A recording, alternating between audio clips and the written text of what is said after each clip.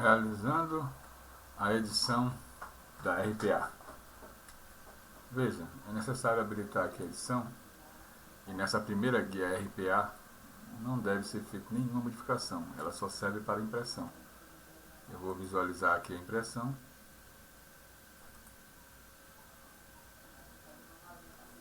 Observe, já saem duas cópias. É só dividir aqui a folha em duas, já tem duas edições aí da RPA.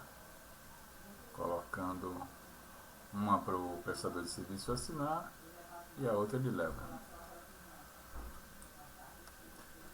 O que deve ser feito para alterar a planilha da RPA? Você deve primeiro cadastrar o autônomo. Vou habilitar aqui o conteúdo. Usando a função formulário, você coloca na tabela e faz o cadastro do autônomo. Aqui já está. A chave é o CPF, sem nenhum tipo de ponto ou espaço. Então eu vou criar aqui um usuário novo.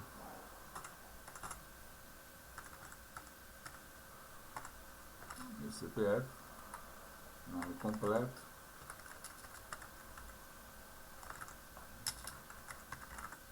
O RG. Número do PIS. Esse número é interessante porque isso já auxilia, ele na verdade deveria ser obrigatório, porque já auxilia na emissão da guia do INSS. Então, quem não tem, esse número tem que providenciar o cadastro. Data de nascimento. Quantos dependentes, se isso for abater no cálculo do imposto de renda. Então é interessante colocar essa quantidade aqui. Então na contratação do autônomo, ele tem que ter no mínimo o número do PIS já definido, quantidade de dependentes, né? Todas as informações necessárias para que se possa facilitar a emissão das guias para a Previdência principalmente. Vou colocar aqui 0 dependentes. O nome da mãe facilita até um cadastro do INSS se for realizado pela gente, que não é o mais indicado. Maria da Silva. Número do banco, isso auxilia o financeiro. Por exemplo, Banco do Brasil. Se for poupança, P. Agência. 1, 2, 3, 4.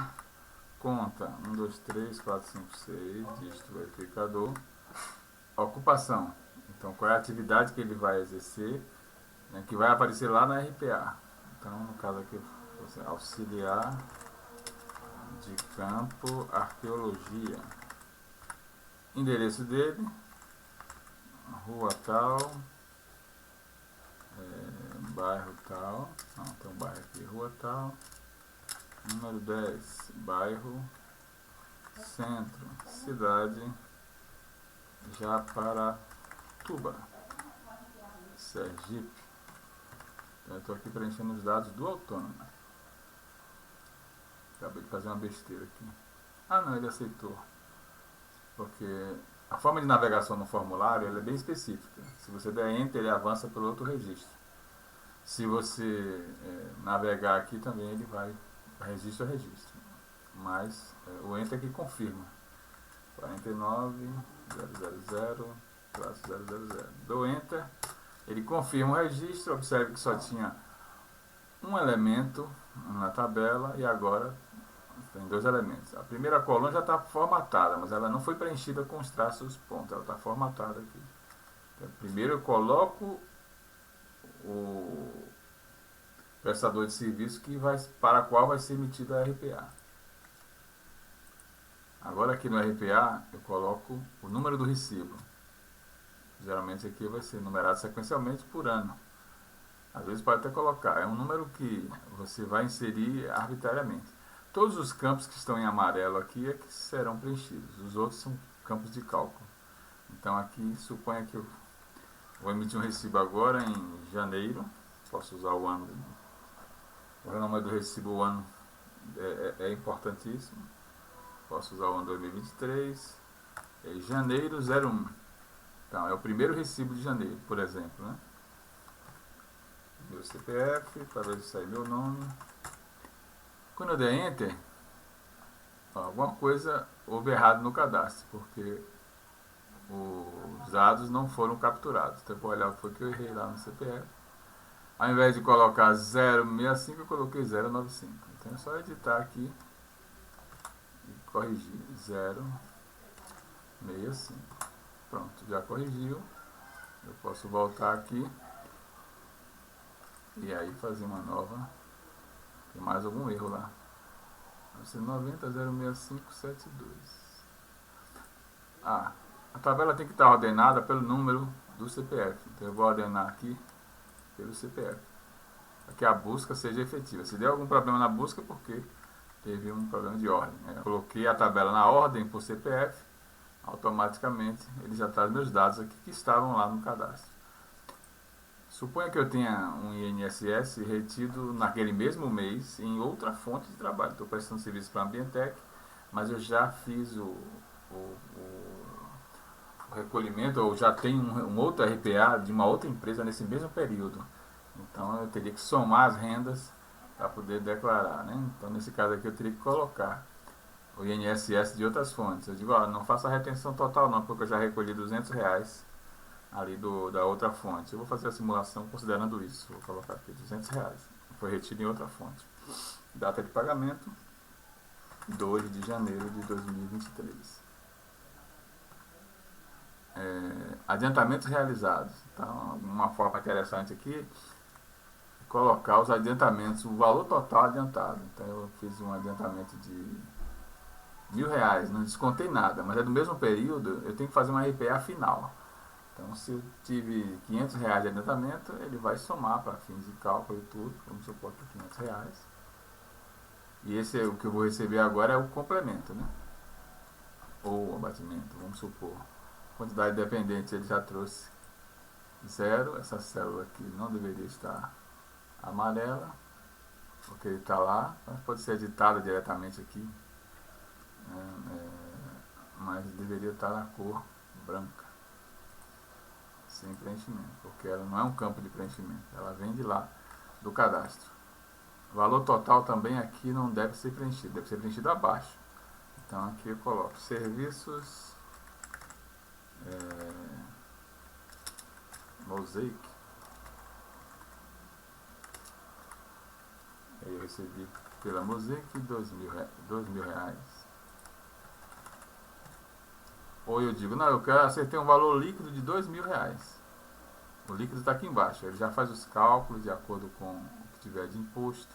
Não houve imposto porque a base de cálculo do imposto é o valor menos o INSS. Então ele já me deduziu aqui R$220 dos 2.000 para a base do INSS. Então suponha que eu quero que esse valor seja 2.000. Onde é que eu vou alterar? No valor bruto. Então eu coloco aqui no valor líquido a ser pago. Essa é uma simulação. Tem aqui em dados, atingir meta. Então eu quero que esse valor seja 2.000 e que a célula a ser alterada é o serviço. Então automaticamente eu terei aqui o ajuste feito pelo programa, pelo Excel.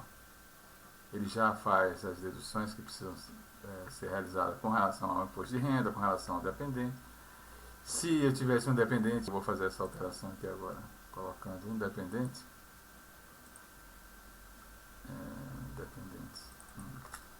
O cálculo do imposto de renda já é modificado automaticamente. Observe que o valor ficou maior aqui. E aí eu posso fazer uma nova reanálise, colocando que a meta aqui é 2.000 e que a célula a ser alterada é essa daqui.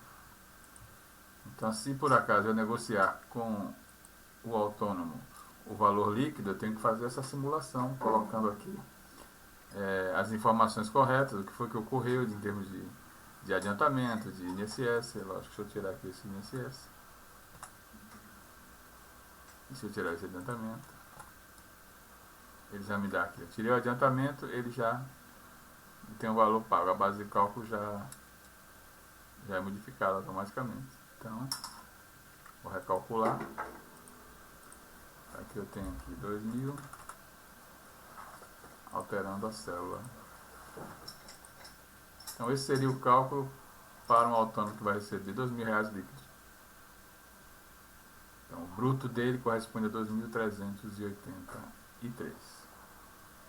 É isso. Aí na RPA estará completa, contendo os serviços que ele prestou, no caso lá, que foi colocado aqui, auxiliar de campo, por exemplo, consultoria de geoprocessamento. E aí lá na RPA dele vai aparecer consultoria de geoprocessamento. Então, eu posso descrever aqui um breve histórico para ter isso lá na minha RPA. O número do recibo não ficou muito bom aqui, assim, não ficou muito grande. Eu posso simplificar, tirar os dias aqui. Vamos ver como é que ficou. Já melhorou. Esse está lá do formulário onde foi copiado. Esse RPA foi copiado de um formulário que vende nas livrarias, que tem essa aparência. Aí foi mantido aqui o número do talão, mas necessariamente não precisaria estar aqui. Então a empresa tem que constar a razão social, o CNPJ, aqui os serviços que o autônomo prestou, a importância que ele está recebendo aqui em termos líquidos. Aqui vem agora o cálculo, o valor do serviço. Se tivesse algum acréscimo aqui, colocaria. Os adiantamentos estariam aqui indicados, que são as deduções, né? Vai ter do valor líquido. O imposto de renda calculado foi esse aqui, que na verdade nem vai operar, porque não se recolhe esse tipo de valor. Poderia até fazer uma opção que quando o valor fosse abaixo de R$15, tem que ver o valor mínimo, o imposto de renda não fosse deduzível. Entendeu? Então, nesse caso, os dados do cálculo do imposto de renda, por causa do dependente, foi abaixo de R$15, que parece ainda ser o valor mínimo. Tem que ver com o pessoal da contabilidade. Qual o valor mínimo que você está obrigado a recolher o imposto de renda? Porque abaixo disso não é viável. Então, está aqui o valor mínimo, o INSS que ele calculou, o ISS, ele somou todas essas parcelas aqui e abateu. Então, valor líquido R$2.000. Os dados do PIS, do CPF, e aqui numa linha bem discreta para o financeiro, tem os dados da conta que vai receber o crédito, uma conta do Banco do Brasil. Apareceu uma aqui, mas poderia aparecer o 001 no banco. E aí, lá na RPA, aparecer 001, mas aqui tem que formatar. A agência, o tipo e a conta. Então, tudo aqui cifrado, para que se possa ter essa informação no ato do pagamento. A localidade, esses dados também estão aqui na localidade. Deixa eu ver, essa localidade aqui também seria uma célula amarela, porque ela é de sangue. Em Aracaju. Ele já pega aqui a data, que é a data que foi preenchido lá, 2 de janeiro, e o nome completo da pessoa. Ela vai assinar aqui, aparece o nome completo. Se eu modificar aqui o nome,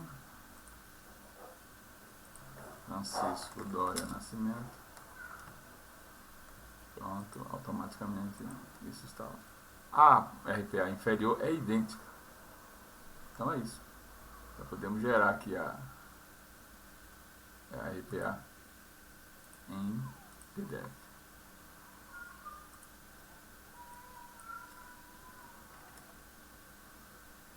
Então,